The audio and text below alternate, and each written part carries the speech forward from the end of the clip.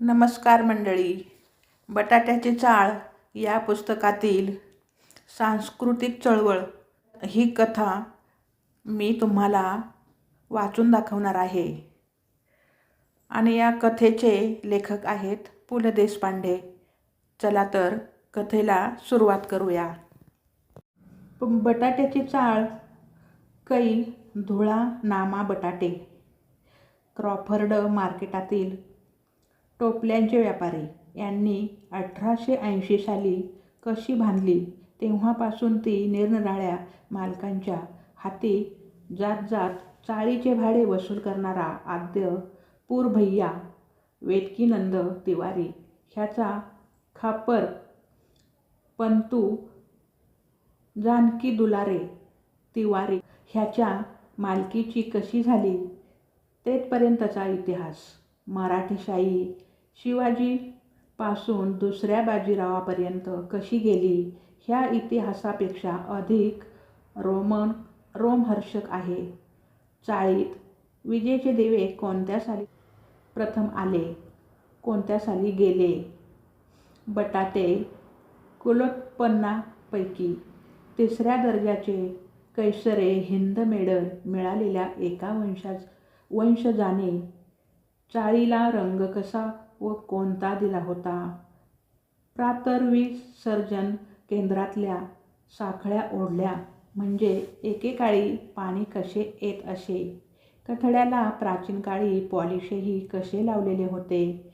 चाळीतल्या खिडक्या पूर्वी बिऱ्हाडकरूंच्या इच्छेनुसार कशा झाकता उघडता येत असत. आजवर निरनिराळ्या नंबरात कोण बिऱ्हाडकरू नांदले, ब्युबॉनिक प्लेगात कोण तगले, इन्फ्लुएंझाच्या साथीत कोण दगावले.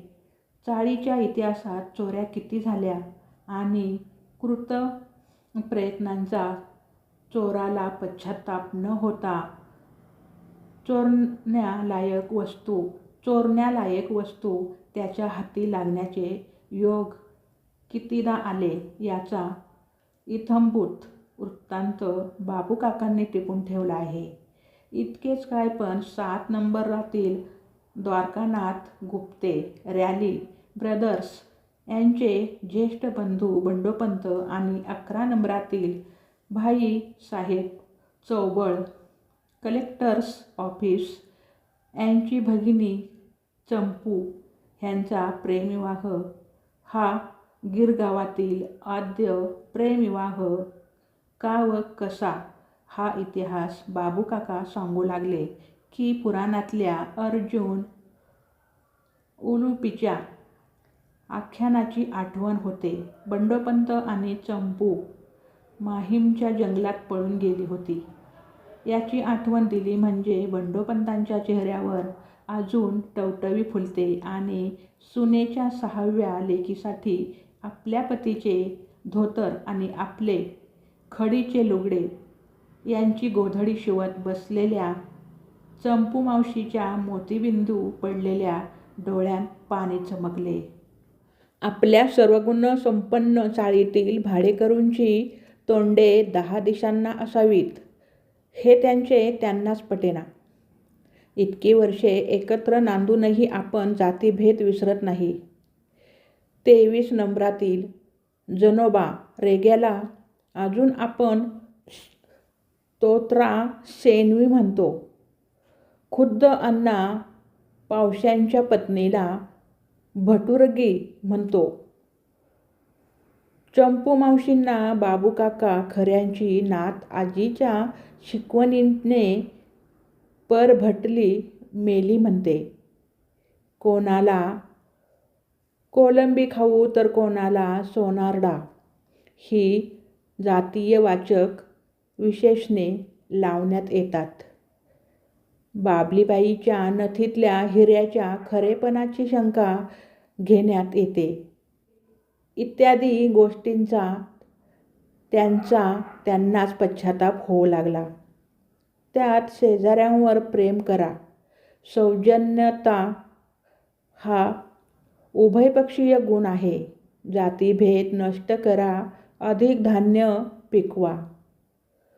वन महोत्सव साजरा करा इत्यादी स्वतंत्र भारत सरकारचे प्रेमळ हुकूम वाचून आणि ऐकून बऱ्याच चाळकऱ्यांमध्ये हृदय परिवर्तन झाले. एकाएकी साऱ्यांना एकीचे बळ पटू लागले. नळावर आपली निम्मी भरलेली कळशी बाजूला करून दुसऱ्याला टमरेल भरू देण्याचे सौजन्य दिसू लागले. दुपारची झाकापाक झाल्यानंतरच्या गोष्टींमध्ये चक्क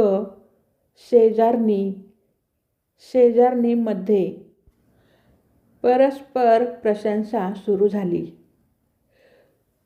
परभटली झाली तरी एकाच देहामासाची माणसंच ना मेली अशा वृत्तीचे वारे खेळू लागले. बाया मावशींनी बाबलीबाईंच्या हाताचा चहा घेतला. चाळीच्या एकीकरणाचे सायंटिफिक प्लॅनिंग केले पाहिजे असे नुकताच चष्मा लावू लागलेला व मिशा काढू लागलेला भाऊ भंडाऱ्यांचा फर्स्ट इयर फेल मुकुंदा गंभीरपणाने सांगू लागला. आणि त्याच बैठकीत चाळीत सांस्कृतिक सप्ताह साजरा करण्याचे ठरले. चाळीची सांस्कृतिक उन्नती ह्या सोकाजीरावांच्याच बिऱ्हाडी भरली असल्यामुळे सोकाजीराव त्रिलोकेकर बटाटे चाळ ऐक्यवर्धक व सांस्कृतिक उन्नतीकारक समितीचे अध्यक्ष झाले. यापूर्वी त्यांच्या आयुष्यात एका ज्ञाती बांधवाच्या दुखवट्याच्या सभेला अध्यक्ष होण्याचा प्रसंग आल्यामुळे अध्यक्षीय कार्याचा त्यांचा अनुभव जमेस धरून ही योजना झाली. बाबूकाका खऱ्यांनी बटाट्याच्या चाळीचा समग्र इतिहास व चाळकरी मंडळींचे हुज हू च्या धर्तीवर कोणाचा कोण नामक ग्रंथ लिहावा असे ठरले. गणपती तोंडावरच आले होते तेव्हा सालाबादच्या उत्सवात फेरबदल करून त्यात हा सांस्कृतिक सप्ताह घातला गेला. त्यात एक ऐक्यवर्धक दिन होता. परस्परांतील भेदभाव विसरून मानवतेच्या भूमिकेवरून जगाकडे पाहावे आणि एकूण ऐकिक आणि पारलौकिक कल्याणप्रत जावे या हेतूने प्रेरित होऊन समस्त चाळकरी बंधूंनीही सांस्कृतिक सप्ताहाचा कार्यक्रम आखला. सुदैवाने गणपती आणि सप्ताह साथच आले. बटाट्याच्या चाळीत सालाबादप्रमाणे यंदाही ह्या पद्धतीचा गणेशोत्सव साजरा होतो. बाजूच्या तेजूमल काळूमल चाळीतल्या 200 भाडेकरूंच्या धडाक्याने होणाऱ्या उत्साहापुढे हा गणपती उपेक्षिला जातो. परंतु बटाट्याच्या चाळीतल्या गणपतीला ऐतिहासिक महत्त्व आहे. हा गणपती पहिल्या महायुद्धात विकत घेतला तेव्हापासून वर्षातून एकदा मधला चौक साफ करून तिथे बसवण्यात येतो. विसर्जनाच्या रानटी रूढीपासून बचावलेला हा गणनायक अलीकडे रंग उडाल्यामुळे बराच ॲनिमिक दिसतो. त्याच्या लंबोदराचे 64 जाऊन थोडासा जलोदराचा भासही निर्माण होतो. वयोमानाप्रमाणे मूळच्या एक दंतावर दंतहीन होण्याचाही प्रसंग आला होता. परंतु त्या जागी हल्ली एक खडू तासून बसल्यामुळे नवी कवळी लावलेल्या वृद्धाचा टुणटुणीतपणाही त्याला प्राप्त झाला आहे. सदरहू गणपतीसंबंधीची ही दंतकथा हा एक चाळकऱ्यांना थट्टेचा विषय होऊन राहिला आहे. गणेशोत्सवासारख्या नित्य आणि इतर काही नैमित्तिक स्वरूपाच्या सांस्कृतिक आणि धार्मिक चळवळीही चाळीत झाल्या आहेत. 31 सालच्या सत्याग्रहात 3 नंबरातील बाबा बर्वे उर्फ नारूचे बाबा हे महार बावडी पोलीस ठाण्यात 1 दिवसाचा कारावास सोसून आले आहेत. बाबासाहेब हे बटाट्याच्या चाळीतले एकमेव देशभक्त आहेत. आपल्या तुरुंगातील आठवणी सांगू लागले की अजून त्यांना स्फुरण चढते आणि स्वराज्य आल्यामुळे असल्या संध्या आत्ता हुकल्या याचे चाळकरी मंडळींना दुःख होते. चाळीतून 31 सालच्या चळवळीत प्रभात फेरी निघत असे. कचेरीच्या सोयीच्या वेळा पाहून प्रभात फेरी संध्याकाळी काढायची. टूम ह्याच चाळीची. बापलीबाईच्या सुस्वर कंठातून चरखा चला चला के यम्म हट्टंगडीचे नव हिंद राष्ट्र झंड्या वगैरे ऐकून गोरे सार्जंटसुद्धा निमूटपणे परतल्याच्या आख्यायिका आहेत. याशिवाय सुतकताई वगैरे अजूनही करण्यात येते. स्वत बाबलीबाईंनी काढलेल्या सुताची जाजमे त्यांच्या घरात अजून वापरण्यात येतात. सोकाजीरावांनी सुद्धा आपल्या कोटाला आतून खादीचे अस्तर लावून त्यांच्या साहेबांच्या डोळ्यात प्रकाशन समारंभ झाला व श्री गणराजाच्या चरणी हा ग्रंथ अर्पण करण्यात आला. प्रत्येकाचे चरित्र लिहिताना चित्रमय जगतातील मृत्यूलेखांचा आदर्श पुढे ठेवण्यात आला होता. काही बाबतीत खबरदारी घेण्यात आली होती. नवऱ्यांचे पगार, स्त्रियांचे वय, सौंदर्य यासंबंधीचे उल्लेख काळजीपूर्वक टाळण्यात आले होते. नमुन्यादाखल पुढील चरित्र पहा. सोकाजी दादाजी नानाजी त्रिलोकेकर, जन्म 1902, जन्मस्थळ झावोबाची वाडी. नानाजींचे नातू दादाजी यांचे चौथे चिरंजीव. शिक्षण प्रभू सेमिनरी हायस्कूल, किती ते कौशल्याने टाळले होते. इम्पिरियल बँक लेजर कीपर, बिझिक पटुत्व, क्रिकेटच्या चौरंगी व पंचरंगी सामन्यांतील हिंदूंच्या बाजूचे महत्त्वाचे प्रेक्षक. बँकेच्या टीमचे स्कोरर. व्यायामाची आवड. बँकेतून रोज चालत येतात. छंद. येताना चिरा बाजारातून बाजार आणणे वृत्ती. धार्मिक. सालीना गोऱ्या रामास 1 नारळ. सुंठ साखर खाल्ल्याशिवाय भोजन न करण्याचे व्रत. प्रेमळ व समतोल वृत्ती. अपत्ये 6. 3 मुलगे व 3 मुली. अशा प्रकारे प्रत्येकाचे चरित्र प्रसिद्ध झाले. तो दिवस आपली व इतरांची चरित्रे वाचण्यात गेला. दुसरा दिवस साक्षरता प्रसाराचा होता. चाळीत सर्वजण सुशिक्षित असल्यामुळे साक्षरतेचा कार्यक्रम कसा पार पाडावा हा पेच पडला. शेवटी 3 मजल्यांवरील भांडी-धुणी करणाऱ्यांचे दादा, वस्त्रपात्र, प्रक्षालक श्री रामा बालू मालवणे ह्याला सर्वांनी मिळून साक्षर करायचे ठरविले. परंतु समोरच्या शत्रुपक्षीय चाळीतल्या एका उपद्व्यापी समाजसुधारकाने त्याला 6 महिन्यापूर्वी साक्षर केल्याचे कळले.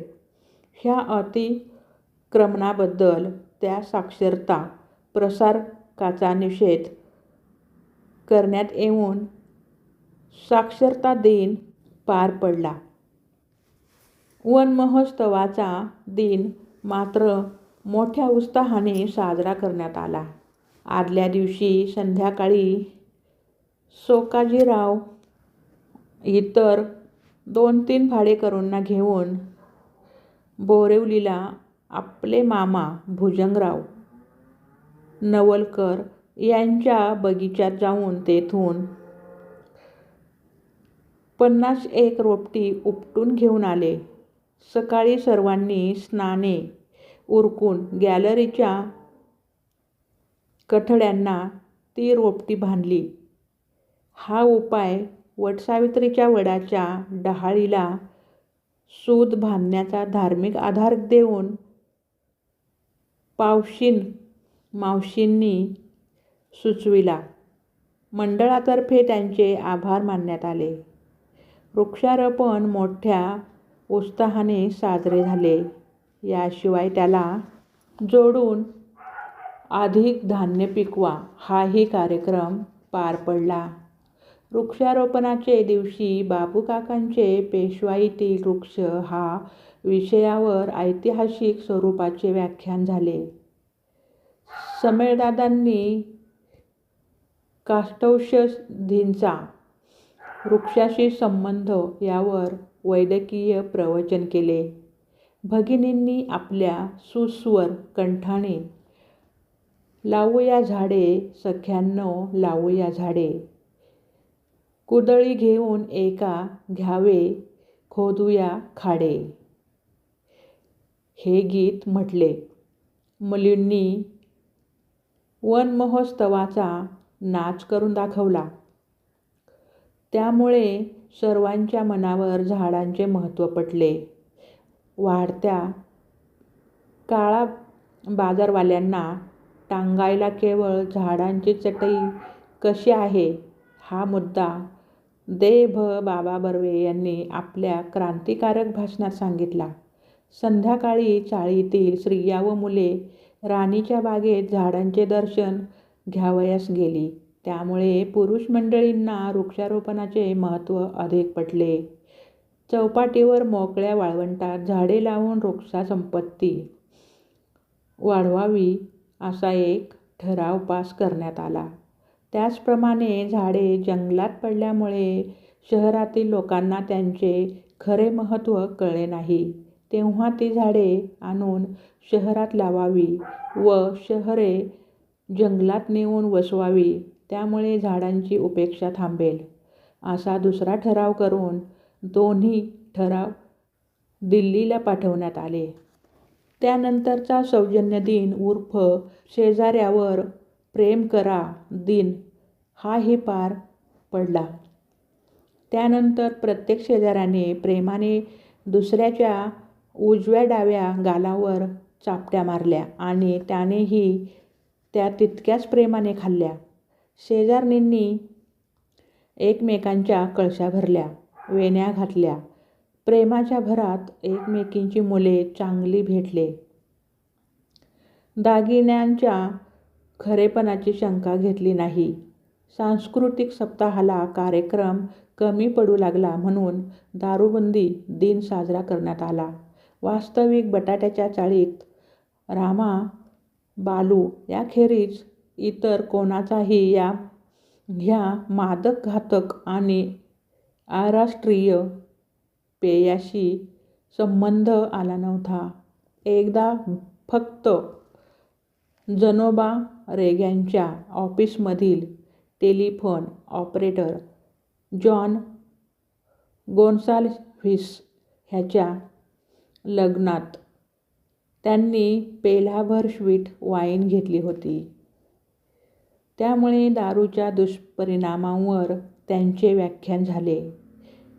शेवटी हे घातक पेय बंद केल्याबद्दल सरकारचे अभिनंदन करण्यात आले. रामा, बालूला दारूचे दुष्परिणाम ऐकवण्यात आले. त्या दिवशीही तो हातभट्टीचा नवटाक झोकूनच आला असल्यामुळे त्याने ते भाषण शांतपणे ऐकले. दारू किती वाईट असते हे ठसविण्यासाठी पुराणे, एकच प्याला, दी नाटके यांचे दाखले देण्यात आले. सर्व मंडळींनी दारूबंदीला सहाय्य करण्याचे ठरविले. पुढे मात्र पंचाईत आली. कारण सप्ताहातले 3 दिवस हातात राहिले. कारण आठवड्याचे 7 दिवस असतात, तसे सप्ताहाचे 8 दिवस असावे, असे त्यांचे मत होते. आणि सर्व कार्यक्रम संपले. शेवटी एक दिवस कला दिन म्हणून एच. मंगेशरावांचे गायन, चाळकरी भगिनींच्या फुगड्या, झुम्मा वगैरे कार्यक्रम झाले. शेवटी चाळकऱ्यांच्या फोटोची टूम निघाली. सर्व भगिनी त्या फोटोत बसणार असल्यामुळे एक पूर्ण दिवस त्या कार्यक्रमात जाईल याची मंडळीला खात्री होती. वर्गणी जमा करण्याचा हा पहिलाच कार्यक्रम झाला. सगळ्या चाळीतील बिराडूकरूंचा फोटो असल्यामुळे फोटोचे टेंडर मागवावे असाही बूट निघाला होता. परंतु वेळ नसल्यामुळे फोटोचे कॉन्ट्रॅक्ट शेक्स फोटो स्टुडिओचे फोटोग्राफर चित्रे यांना देण्यात आले. एकूण खर्चाचा हिशोब करता पुरुषांनी 10 आणे, स्त्रियांचे 9 आणे आणि मुलांचे 5 आणे अशी वर्गणी ठरली. तान्ह्या मुलाचा फोटो ग्रुपमध्ये मांडीवर घेतल्यास फुकट ठरला. वर्गणी गोळा करण्याचे कार्य सुरू झाले. मला मेलेला काय करायचा आहे फोटो? हो, म्हातारपणात तेवढंच एक राहिलंय. इत्यादी प्रकार होऊन संध्याकाळपर्यंत वर्गणी जमली. फोटोग्राफरचे पैसे जाऊन वर राहतील त्याची फ्रेम करून चाळीत सार्वजनिक जागी तो फोटो लावावा असे ठरले. दुसरा दिवस फोटो दिन ठरला. दिवाळीच्या उत्साहाने स्नाने उरकली गेली. ठेवणीतले कपडे निघाले. भगिनी तयारीला लागल्या.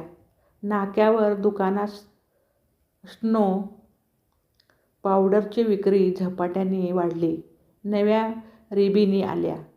सेफ्टी पिनांची उसनवार सुरू झाली. सुमारे 12:30च्या सुमारास सर्व चाळ फोटोसाठी खाली उतरली. समस्त भाडेकरू, त्यांची कुटुंबे आणि परिवार मिळून संख्या 100वर केव्हाच गेली. मधल्या चौकात समोरच्या चाळीची भिंत आणि स्वतःच्या चाळीचा कठडा म्हणून 22 खुर्च्या राहू शकत होत्या. इतक्या भाडेकरूंत 22 खुर्च्यांचा मान कोणी घ्यायचा हा मुद्दा सौजन्य, एकी, बंधुभाव ह्यांची कसोटी पाहणारा होता. सुरुवातीला आम्ही कशाला इथून सुरुवात होऊन आम्हीसुद्धा दिडक्याच मोजल्या आहेत ना. मग गुप्त्या केवढ्या खुर्चीवर आणि आम्ही त्याच्या पायाशी हे का? त्याच्या लेकाला अधिक पगार म्हणून असा पारा चढत गेला. मधल्या धूमचक्रीत फक्त एवढी वाक्ये ऐकू आली. अरे जा, परभटल्याच्या पायाशी त्या ब्राह्मणाच्या बच्च्याला बसायला सांगतोस काय म्हारा? तर हा फोटोसुद्धा गळ्यात मोती काही खरे दिसायचे नाहीत. भटीण काकू त्या भटीण काकू मुंबईकरांचा आईट आणली म्हणून कोकणी पाणी लपत नाही. पगारावर मोठेपणा का म्हणून ठरवायचा आणि वासूकाकाला 500 रुपये मिळतात हे खरं कशावरून? मध्ये तू कोण म्हणून बसणार? 4 झाडं उपटून आणून गॅलरीत बांधलीस म्हणजे काय कन्हैयालाल मुन्शी झालास असं वाटलं तुला सोक्या? पैशाचा तोरा आम्हाला नका दाखवू. माझ्या माहेरी डझनवारी खुर्च्या पडल्या आहेत. भाऊ फर्निचरवाला आहे माझा. रूपाबाई समेळ, बाबूकाका तोंड आवरून बोला. तुमची विद्वता घरात मानाचा प्रश्न आहे हा. नारूचा बाबा काय गांधी समजतोय काय स्वतःला? तो खुर्चीवर आणि आम्ही त्याच्या मागे उभे काय? भालदार चोपदार काय आम्ही? अरे, ऑफिसच्या फोटोतसुद्धा जनरल मॅनेजरच्या मागे उभा आहे मी. इथे या नाऱ्याच्या बापामागे राहू काय? हे बघा, हा फोटो आहे. त्याला परमनंटने सपना आहे. उद्या लोक शेण घालतील. बायकांना खुर्चीवर बसून आम्ही मागे उभे राहिले तर? बसवायचं तर सगळ्यांना जमिनीवर बसवा म्हणावं. काय निघेल तो निघू दे फोटो. सटवे, श्रीमंती काढतेस, हाडळ मेली. Shut up. तुझा बाप, तुझी आई, थाड की मेलो. 5 वाजता सांस्कृतिक चळवळीतला हा अखेरचा छायाचित्र दिन संपला. त्यात वेळी त्या चौकात 2 खुर्च्यांचे पाय, कोणाचा कोण, ग्रंथातील काही पानांच्या चिंध्या, वृक्षारोपणांच्या रोपट्यांच्या छड्यासारखा उपयोग झालेला ढीग, एक गंगावन, फुले ओरबडलेल्या 3 वेण्या, एक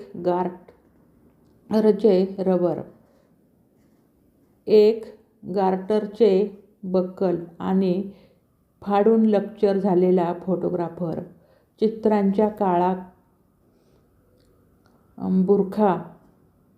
एवढ्या वस्तू सांस्कृतिक पुनरुज्जीवन आणि ऐश्वर्यवर्धनाच्या चळवळीच्या इतिहासाची साक्ष द्यायला पसरल्या होत्या आणि मखरातला भग्न दंत गजानन भग्न हृदयाने झाल्या प्रकाराकडे पाहत होता.